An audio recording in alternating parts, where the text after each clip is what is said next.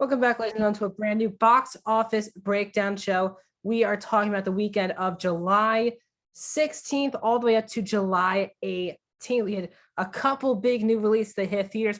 I'm going to tell you the top 5 movies of the weekend at the box office. Also going to break down the overall best top domestic box office movies of the entire year thus far, really of the pandemic up until this point. My name is Max Sternberg. If you're new to the channel, I do this box office breakdown show every single Monday. So if you're here new to the channel and just want to keep enjoying this type of content, like the video, smash that thumbs up button, guys. That's the best way to support the channel. I can't hit it enough.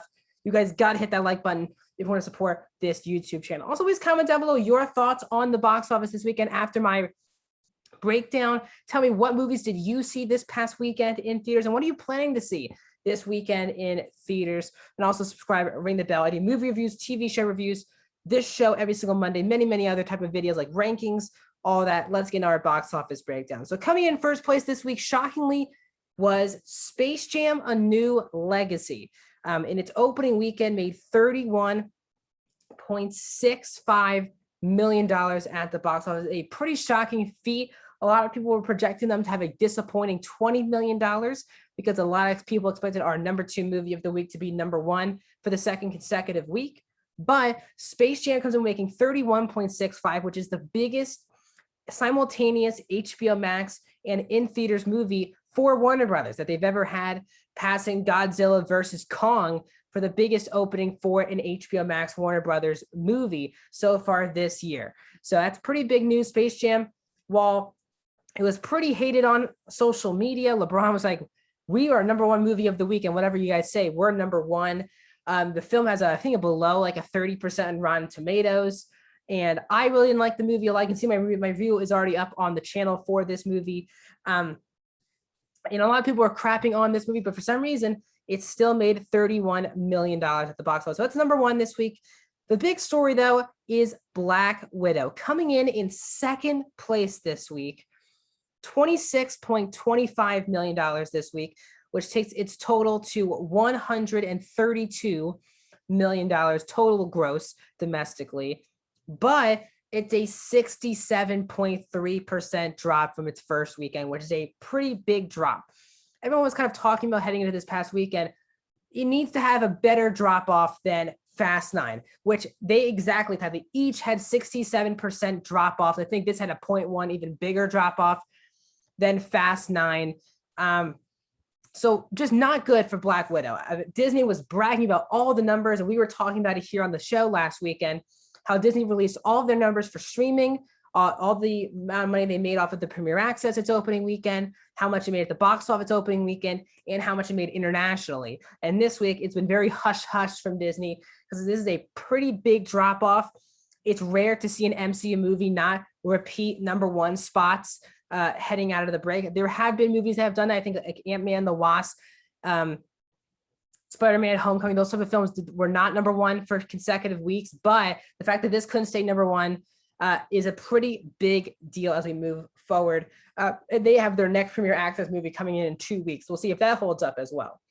Coming in third place this week is the other big new release of the weekend, and that was Escape Room Tournament of Champions, making $8.8 million in its opening weekend. Now, out of the top 5 movies at the box office, is the only movie to not reach over 3,000 theaters or more.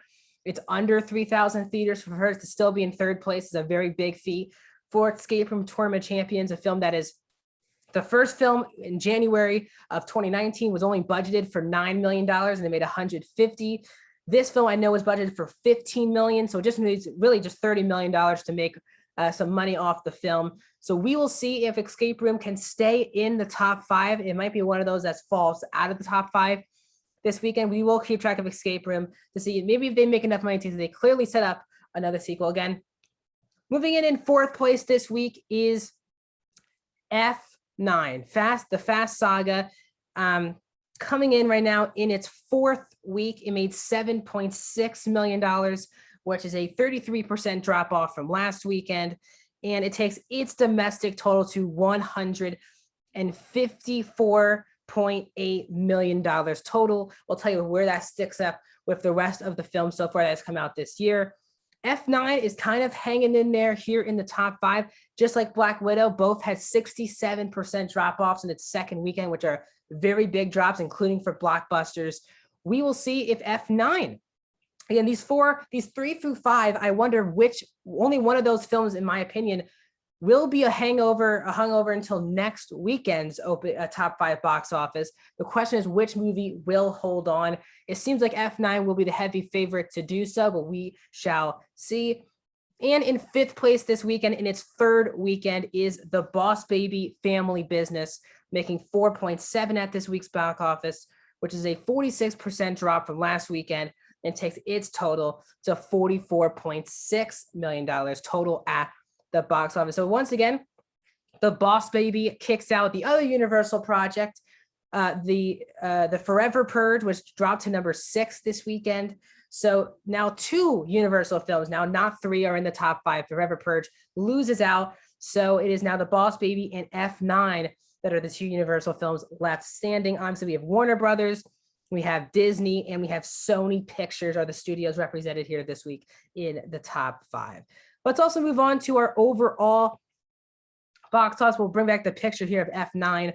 So currently, overall box office of the entire year domestically, A Quiet Place Part 2 is hanging on to that number 1 spot at 154.9. So really just 100,000 to be exact. It is $127,000 short of A Quiet Place Part 2 is F9. So seems like F9 will be passing A Quiet Place Part 2 next weekend to become the biggest, to have the most money domestically at the box office so far this year. But still, it seems unlikely that any of these top 3 movies, and we'll talk about Black Widow is currently in 3rd place with $132 million total at the box office domestically. And the other film hitting the $100 million mark is Godzilla versus Kong, which is a $100 million movie that is pretty much done its theatrical run. So it's going to stick around there for the rest of the year. So, but A Quiet Place Part 2, even though it was outside the top 5 this week, it still made $2 million at the box office. Even though this past weekend, A Quiet Place Part 2 became available for free on Paramount Plus and also on PVOD for $20. So A Quiet Place is still proving why that 45-day window seems like what it's going to be normal for most movies in the near future. So currently, A Quiet Place Part 2, possibly for the last week, more likely for the last week, will be the number 1 movie of the year. Number 2 is F9. Number 3, Black Widow. Number 4, Godzilla versus Kong. The next movie below $100 million is Cruella at $83 million. The new movies this week didn't really make a huge plus. Space Jam's at 31, which is number 15 of the entire year. Sadly, that's already passed In the Heights at the box office domestically, and In the Heights have been in theaters for months now. So very disappointing there. But that is the box office breakdown show of this week. We got to soak in the love. A Quiet Place Part 2 was the first trailblazer of the pandemic thus far, and it is about to slip to F9. So that's my box office breakdown show. We talked about Space Jam. We have also 2 new movies coming out this week. We have Snake Eyes, the G.I. Joe Origins film that is coming out this weekend, and Old, the new M. Night Shyamalan film. Both those films are coming out this upcoming weekend. We'll see where they fit onto the box office, which of these top 5 films will not be in the box office anymore, and can Black Widow actually sustain itself in the box office in the incoming future. We got basically big movies, sometimes more than 1 movie coming out every single weekend. So the box office is a must-watch show here on the channel. So please subscribe, ring the bell so that you can watch the show every single Monday. Like the video, comment down below your thoughts. Will Black Widow sustain itself in the future? Also, I've done, if you want to see my playlist to my right of my head, that's my movie reviews so far of 2021. A lot of the movies so far I've talked about today: Black Widow, Space Jam, Escape Room, F9, A Quiet Place. I've done all those reviews here on the channel, so you can look at my review there. I'll see you guys in the next one.